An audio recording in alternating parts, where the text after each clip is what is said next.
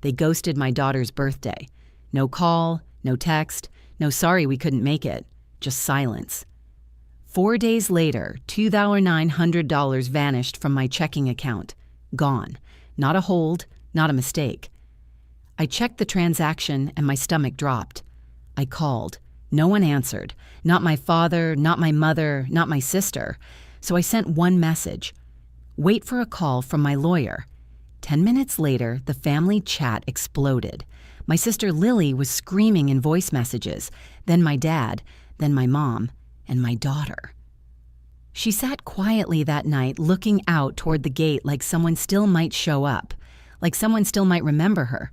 I stood up and walked out. It was her 9th birthday. Not a milestone, not a big one, as my sister would later say, but to her it mattered. She'd been counting down since spring. She wanted a backyard party with balloons and a new basketball hoop. She wanted her cousins. She wanted her grandparents. She wanted family. We spent all Friday setting it up. My husband strung lights between the trees. I hung pastel streamers across the fence. The cake was cookies and cream, her favorite. I remember looking at it on the kitchen table, perfectly frosted, delicate piping around the edges, her name in big loopy letters, and thinking, this is going to be a good day. And it was. Sort of. 3 of her classmates came. Their parents stayed to chat. There was music playing through the little Bluetooth speaker she insisted on using, even though it distorted anything above volume 8. She laughed when she opened her gifts books, art supplies, a new hoodie with stars on the sleeves. If you walked past our fence, you'd think it was a happy birthday. But I saw her eyes. Every time the gate creaked open, her whole face would light up for a second. She'd look up from her cake or the chalk drawings or the basketball hoop, and then when it wasn't them, it dimmed again. And the worst part, no one even called. Not my parents. Not my sister. Not a single text saying they were running late. Not a single FaceTime or happy birthday, sweetheart, nothing. It was like she didn't exist. That night, after everyone left, we sat around the dining table, just the 3 of us. My husband lit the candles. He tried to keep the energy up, clapping and making silly faces. Our daughter smiled, but it was the kind of smile you wear because someone else needs you to. When she went to bed, she asked me, "Do you think they got stuck in traffic?" I said, "Maybe." She nodded. I bet Grandma had to work late. I didn't correct her. I just kissed her forehead and said, "You were perfect today." I waited until she was asleep. Then I opened our family group chat, and I typed, "Thanks for remembering your niece's birthday. She had a great time without you. They saw it." I could tell. You can always tell. But no one replied. Not until the next morning. Lily finally broke the silence with, "It's not like it was a big birthday. 9 isn't even a milestone." I just stared at the message. What do you even say to someone who thinks a child's joy is based on whether there's a 0 at the end of the number? It wasn't disappointment anymore. It was something quieter, something heavier. I didn't reply. I just made pancakes for my daughter, extra whipped cream, extra strawberries. But the silence had already planted something inside me, a kind of grief I didn't know how to name, a kind of anger I'd been swallowing for too many years. And by the time the next betrayal came just days later, I wasn't shocked. I was ready.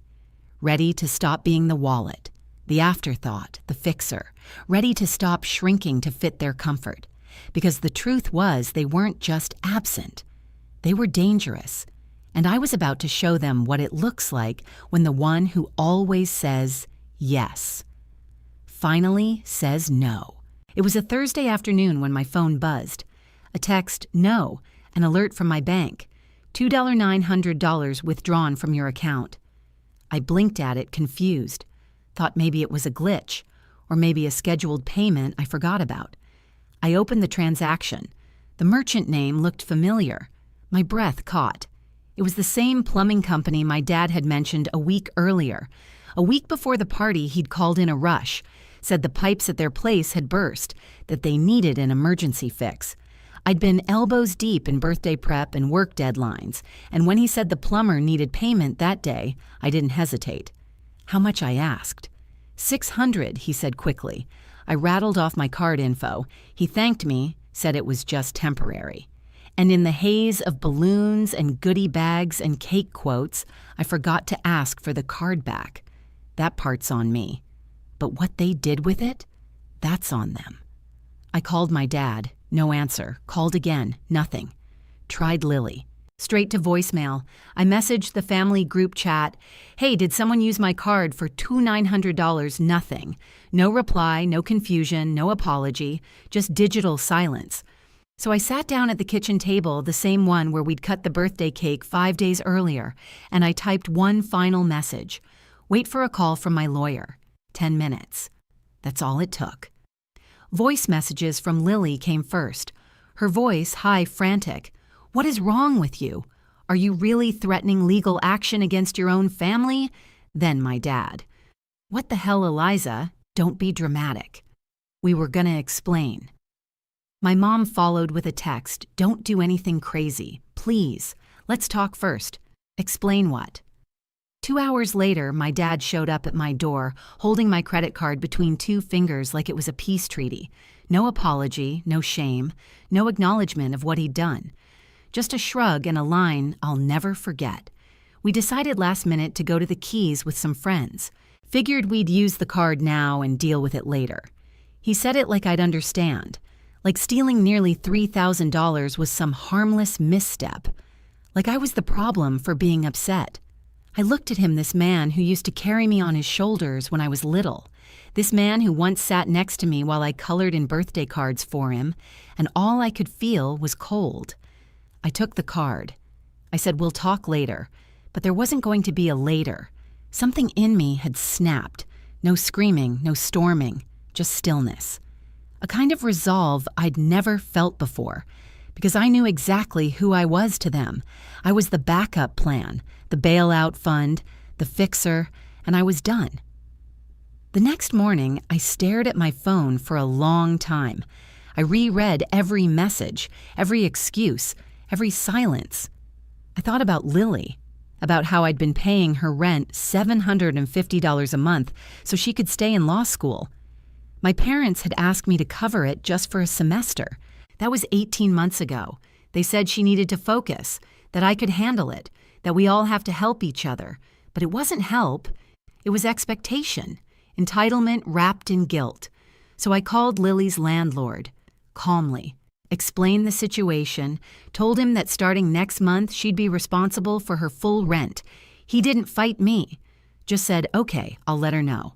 Then I opened the family group chat, and I wrote, I'm no longer covering Lily's rent. She can speak to Mom and Dad if she needs help. No one replied for an hour. Then Lily called. I didn't answer. Then came the texts. My mom, you're being cruel.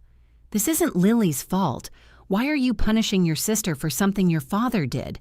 But I wasn't punishing anyone. I was finally protecting someone, myself, and my daughter. I replied with one sentence. You had money for a vacation. I'm sure you'll figure out rent. And I muted the chat. 2 days of silence. Then Lily called again, crying. I still didn't pick up because I knew the truth. They weren't used to consequences, and they weren't ready for this lesson. But I was done being the chalkboard they wrote their mess on. From now on, I'd be the line they couldn't cross. After I cut off the rent, I didn't expect thanks. I wasn't naive, but I also didn't expect what came next. Lily messaged me nonstop for 2 days. At first she was polite. I know things are tense right now, but can we talk? Then came the desperation. Please, Eliza, I'm behind in class. I don't know how to manage this on my own. Then the guilt. This is going to ruin everything I've worked for. You're letting one mistake by them destroy everything. But the one that froze me wasn't angry or manipulative. It was this. If you cared about me even half as much as you care about your daughter, you wouldn't do this. And in that moment, it all snapped into focus. She wasn't asking. She was demanding as if love meant submission, as if my support was a service she was entitled to just by existing. That's when the family chat went dark. No more pleas, No more explanations. Just silence. Like they were waiting me out. Like they assumed I'd cave if they ignored me long enough. But I didn't. And the silence didn't scare me. It gave me space. 3 days passed like that. And then something unexpected. My aunt called. We hadn't spoken in months, maybe longer. She was awkward at first, said she hadn't meant to get involved, but then she said she'd stop by my parents' place to drop something off. They were clearing out that back room, she said, the one with your stuff, the comics. My blood ran cold. I drove over without calling. I still had a key. The driveway was empty. House quiet. I walked through the door like I was stepping into a stranger's home. I opened the door to the old guest room used to be mine and felt the air knock out of me. It was empty. The shelves, the labeled bins, the sealed plastic boxes, all gone. In the corner, a few broken-down cardboard boxes and a vacuum cleaner. That was it. My first edition comics, my carefully cataloged collection, the only real legacy I'd ever built with my hands as a kid. 20 years of memories, all gone. I texted my dad, "Where is my comic collection?" No reply. I called. Straight to voicemail. So I left one final message, calm, sharp. If you've sold or thrown away any part of that collection, I will never forgive you. That's not a threat, that's a fact. That night, he finally replied. A single text, "We needed the room. You never came to get it. It was collecting dust. Don't be dramatic. Not an apology. Not even a lie. Just complete dismissal. They knew what it was worth, not just in money, but in meaning. And they erased it anyway. Not by accident, but to punish me. Because I stopped playing their game. Because I said no. That's when it hit me. They weren't careless. They were calculated. They took what they knew I loved and destroyed it behind my back. And I realized I'd never truly seen them until that moment. Not my parents, not the people who raised me, but users. And this time, I wasn't just going to feel the loss. I was going to reclaim every last thing they'd taken. There was one more thing they still had, my car. A mid-sized SUV I'd loaned to my dad more than a year ago. His had broken down and he asked if he could borrow mine just for a few weeks. Weeks turned into months. Months into over a year. He changed the insurance address to theirs, parked it like it was his, but he never asked to keep it. I never signed over the title. And now it was mine again. I pulled out every file from our cabinet. Title, registration, insurance. All of it had my name on it. I called the DMV, transferred it back to my current address. Then I called the insurance company, removed him as an authorized driver.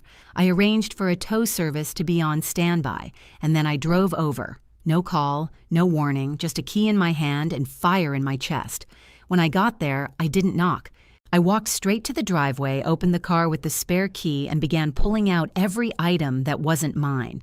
My dad came outside holding a coffee cup like this was some sitcom misunderstanding. He laughed. "What are you doing? I didn't even look at him." Taking back my car. "You can't be serious," he said. "I need this." "You used it. Now I'm done." He scoffed. Over a bunch of old comics and birthday drama, I turned to him, looked him in the eye. "No, because you took from me and didn't think twice. You let your granddaughter sit alone on her birthday. You used my card without asking. Then you destroyed something that mattered to me. You don't get to have my things anymore." He raised his voice. "You'd throw away our relationship over this." I didn't answer. I got in the car, started the engine, and drove away. No tears, no slamming, no drama, just peace. But I wasn't done yet, because this wasn't just about me anymore. This was about showing my daughter what it looks like when a woman reclaims her life, one stolen piece at a time. I thought taking back the SUV would be the final straw. For a few days, everything went quiet. No calls, no texts, not even a passive-aggressive meme dropped in the family chat like Mom used to do when she wanted to break the ice without actually owning anything. Just silence, but not the peaceful kind. The kind of silence that stretches too long. The kind that feels like a breath held before impact. Then one evening, my husband came home from work holding a box. No return address, he said. But your name's on it, and it rattles. I felt something cold and sharp flicker in my chest. I took the box, turned it in my hands, plain cardboard sealed with cheap packing tape. My name scrawled across the top in familiar, messy black ink. My father's handwriting. It was too light to be heavy, too heavy to be empty. I sat at the kitchen table and opened it. Ash, burnt scraps, bits of paper curling at the edges like frightened animals. I dug gently, sifting through the damage. Comic covers. I recognized them even in pieces. X-Men #4, The Killing Joke, Detective Comics #475, and the rare Spider-Man crossover I won at auction in 2010. He hadn't just thrown my collection out, he had burned it. He'd cremated the last physical link I had to my childhood and mailed the ashes to me like a threat. No note, no context, just the remains of what he knew I loved most. I didn't cry. I didn't scream. I didn't even touch the phone. I just stared at the ash like it was a stranger's body, like a piece of me had died and this was the funeral no one would ever attend. That night I didn't sleep. I lay next to my husband in the dark eyes wide staring at the ceiling. The image of that box burned behind my eyes. He said nothing, just reached over at one point and gently held my hand. It was enough. The next morning, I opened my laptop and logged into the app for the Lexus. They still used the one I'd bought outright years ago and handed over when their old car gave out. I had never signed over the title. It was still mine legally and financially. They had forgotten that. I hadn't. I shut off their remote access, called the insurance company, called the tow company, scheduled pickup. By 6:00 p.m., the car was gone. By 6:42, my phone rang. Dad. This time I answered. He didn't say hello, didn't ask how I was, didn't mention the comics. He launched straight into rage. What the hell is wrong with you? You had no right. No right to take the Lexus. You're unstable, ungrateful, embarrassing the family. You're trying to destroy what little we have left. I listened, let him spiral. And when he finally stopped long enough to breathe, I said, "You're not well, and I'm not playing along anymore." There was silence, the kind that buzzes in your ear. Then, "So that's it. After everything I've done for you, I didn't hesitate. Yes, that's exactly it." He hung up. I stared at the screen. No missed calls followed, no texts, no guilt-tripping emojis or sudden pleas, just silence again. But this time, it didn't feel like tension. It felt like peace. 2 days passed. No one from the family reached out. Then Lily called. I almost didn't answer. My hand hovered over the screen for 3 full rings, but something in my gut said, "This isn't like the others." So I picked up. Her voice was quiet, raw. "I know everything's broken," she said, "and I know I didn't stop them when I should have." There was a pause. I could hear her breathing, shaky and unsure. Then she said, "I didn't know they were going to burn the comics. I found out after, and I didn't even know how to reach out. I thought you'd block me, or worse, never speak to me again." She wasn't defending them.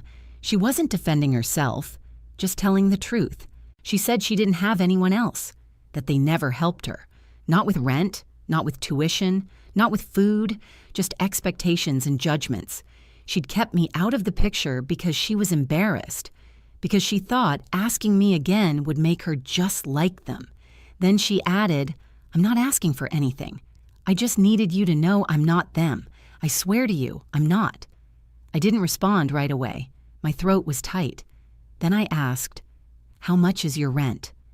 $750, she whispered, "but you'll have it tomorrow."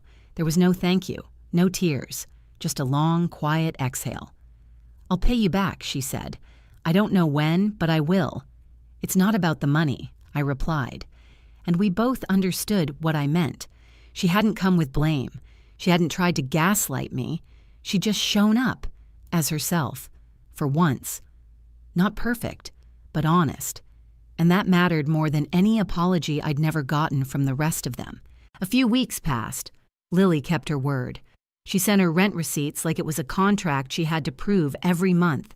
She checked in once or twice a week, never with excuses or guilt, just updates, honesty.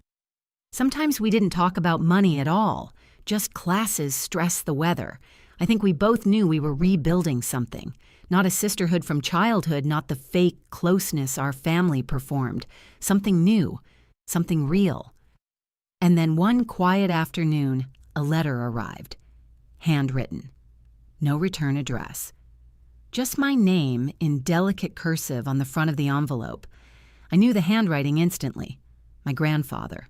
My dad's dad. We hadn't spoken in years, not out of anger, just distance. He'd moved out west after Grandma passed.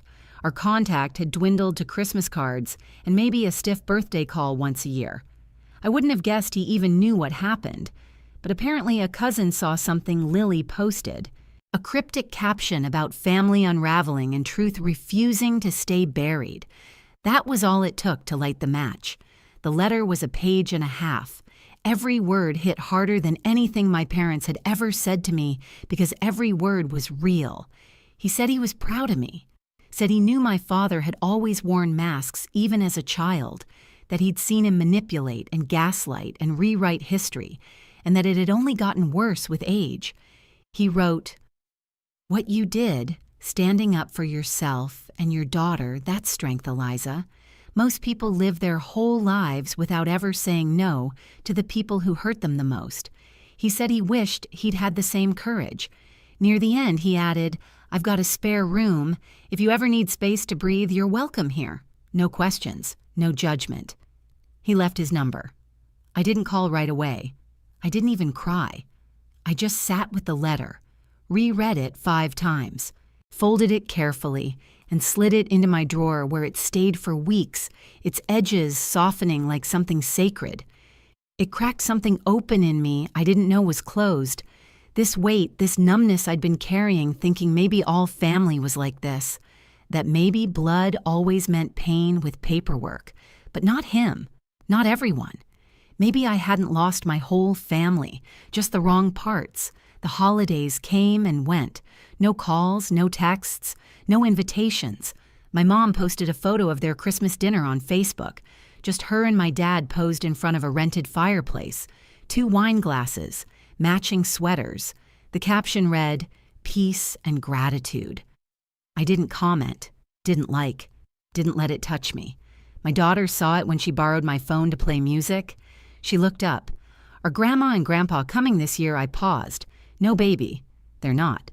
She stared at the photo, then at me. Why, I crouched beside her gently, took the phone out of her hand. Sometimes I said grown-ups don't know how to be kind, even to the people they're supposed to love. She thought about that. Then she whispered, "That's sad." I nodded. "It is." We made dinner together, just the 3 of us. Nothing fancy, just warm rolls, her favorite mashed potatoes, and a roast my husband spent hours making. After we ate, she opened her presents, a book about space, a telescope, a stuffed bear in a red sweater. She smiled, really smiled, the kind that fills a room. My husband caught it on camera. Later that night, I looked at that photo, and I realized this is what healing looks like. Not revenge, not dramatic speeches or court orders, just a child laughing without waiting by a gate, just a mother breathing without waiting for the next emotional hit, just peace. Not perfect, but enough. It didn't feel like I'd slammed the door. It felt like I'd quietly locked it. And for the first time, I didn't feel guilty. I felt safe. That night, I sat on the porch with my husband. It was cold, the air thick with the kind of stillness only winter can carry. He passed me a mug of tea and said, "You've changed." I looked at him. For better or worse, he smiled. For real. And I think that's all I ever wanted. Not to win, not to hurt them back, just to be real. To be loved without bleeding first. To exist without being drained. Tomorrow I'll call my grandfather. I don't know what I'll say yet, but I know this. That letter he sent. It didn't just offer a room, it offered something I'd spent my whole life searching for. A family that sees you, a love that doesn't need to be earned. The other day, I finally called my grandfather. The letter had been sitting in my drawer like a lifeline I wasn't sure I deserved to reach for, worn at the corners, reread more times than I'd admit. When he answered, he just said my name, Eliza. No expectation, no judgment, no heavy silence waiting to be filled with apologies or justifications, just warmth. We talked for nearly an hour, not about the firestorm I'd walked through or the ash they mailed me like a threat. He didn't bring up my parents. He didn't need to. He asked about my job, about my daughter, what she was into these days.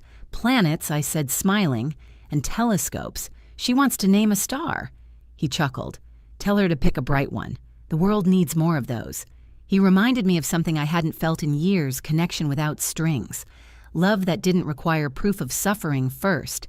Before we hung up, he said, that room's still open, you know, if you ever need space to breathe. I thanked him, not just for the room, but for seeing me, for reminding me that not all roots rot, that some go deep and kind and survive the drought. That night, after our daughter went to bed, I sat on the porch again with my husband. Same chair, same soft buzz of the neighborhood settling into sleep. He looked at me, then nodded toward the screen door.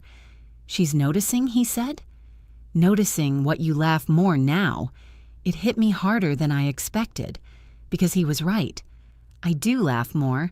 I eat slower. I sleep deeper. I don't jump when the phone buzzes. I don't rehearse conversations in my head anymore, trying to craft the version of me they'd find easiest to ignore.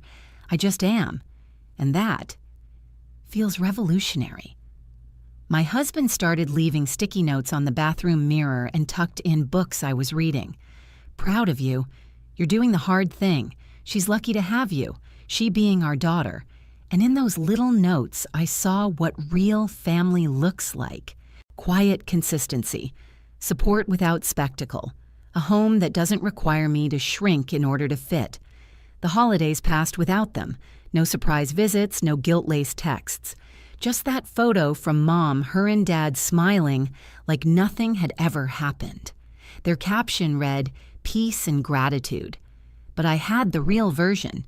It wasn't a performance. It was our daughter wrapped in a fuzzy blanket on Christmas morning, reading under her telescope's glow. It was my husband leaning against the doorframe, coffee in hand, mouthing, "This is everything." And he was right. That moment, her smile, the silence that held no tension, that was everything. Not revenge, not retribution, just healing. I used to think setting boundaries was an act of war. That saying no would make me the villain, the selfish one, the ungrateful child. But sometimes no is the most loving thing you can say to yourself. No, you can't borrow my peace. No, you can't guilt me into bleeding again. No, I won't hand over pieces of myself just so you don't have to feel uncomfortable. And as hard as it was, I stopped waiting for their version of love to make sense. Because it never will. They didn't love me. They loved access to me. My money. My time. My silence. And when I stopped giving those things, they stopped pretending. I didn't lose my family. I just lost the lie. I still help Lily, not because I owe her, but because she showed up differently. She didn't demand. She didn't scream. She just said, "I'm not them." And she meant it.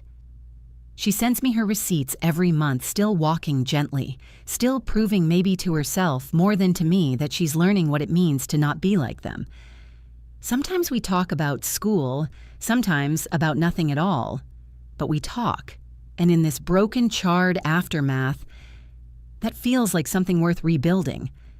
I don't know if I'll ever see my parents again. I'm not angry anymore, just done. They wrote their apology in ash. They mailed it in a box, hoping to end something. And they did. But not the way they thought. They ended the version of me that kept showing up for pain. And I'm grateful for that in a strange, sad way. Because now I show up for me. And for the girl who once waited by the gate, clutching her birthday gift, scanning every car that drove by. She'll never have to wait like that again, because she saw her mother walk away from the fire and choose peace instead. because she saw what it looks like to survive heartbreak and still build love with your own two hands. Because now every birthday she has, she knows who's showing up. Not the people who forgot her, but the woman who never will. Have you ever been the one who always said yes until you couldn't anymore share your story below? I see you, and so do others. And if this hit home, don't forget to subscribe. Not just for more stories like this, but to remind yourself you're allowed to choose peace, even if it means locking the door forever.